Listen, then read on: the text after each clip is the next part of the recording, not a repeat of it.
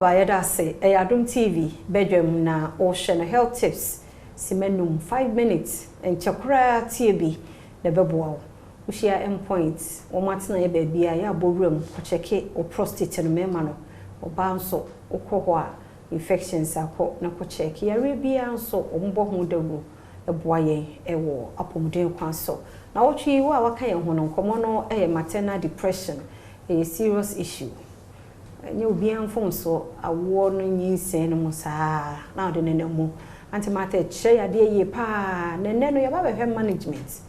na ebia na enene de di kan ti obedi kan abbo ne tofa duada na de aba besi management ni mu e de amai oba na nso yemu akwaba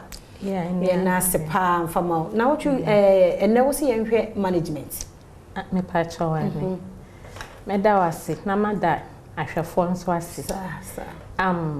eya na eyeye say eba ne sa na nipa na wie yaba. Okay, nti before management kwa sum up from Monday no abeka ni entwa management na so me da say edwada na ye kire maternal depression ade potia eye me hu say ya white me ehya wo so bro so wo mbra wa na watwumi no ti me kwasi afe na ye kire no me ede ba eye courses ye kan hereditary say ebi we busuan no na wenya ye kan emotional issues say bia wenyi nsan dia na wo hwe say nka wo be hu no wo hu ne saa ho etete wo hya wo so ne ye kan physical changes say wo hwe say dia wo te bia sesan fa na ni na timi e ban wonya depression no ne ye ba signs and symptoms ye church say wutimi yi weni free akwala ne ho wo free baby a ema weni je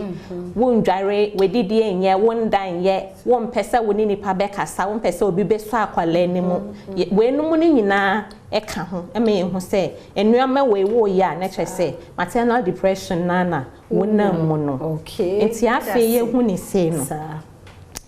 eden ene ye betimi aye ede asoso ano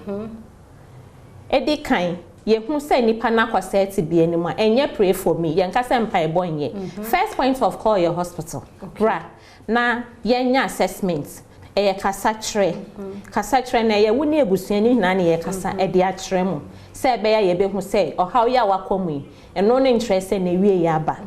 ebie mu nso say obi a tre do e de ma no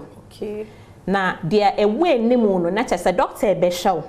na ye assessment no na betre say doctor be hwa ma wedro ana say kasa tre ye kasa ye counseling and education no eno ana ye de be ma wo akosi say ahoto ebeba na chese wetimi ahwa wo ba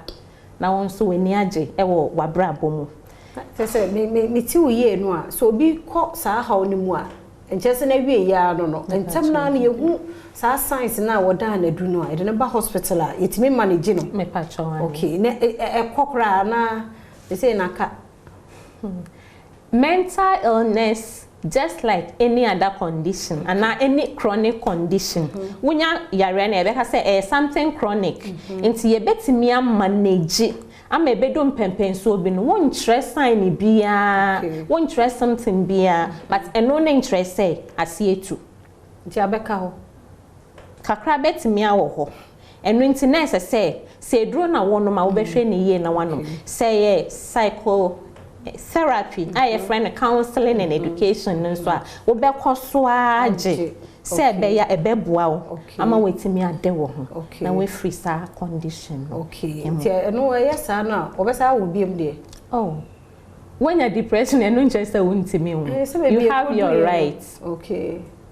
obetimi a wo biem but nipa ne fanyin sen ni bia na say ye sha say ye de no efem say be ya obetimi hu say dia me fem mre bi no mensan enko hobby na no na abo subsequent pregnancies no na wetimi akwanani ma oha bia before e be wi na no say ya wo hu de me hu say me ye bibi ana menim say nye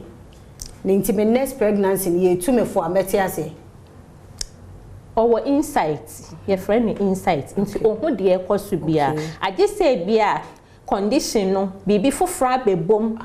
ama akọ different ansan ka say eno no dia oye bia no okay but enti sadia dia beko su bia no obeti ya me sha o chena nyame ya adom e beto so Auntie Martha Ali na yete no enka no maternal depression ho nkomo ena na wotwi ye die endpoint homeopathic clinic ye da se ne number ne frɛ no na de kire wadwe bia no ene ne nkasa o chena se ye won kwane ahoden a e be se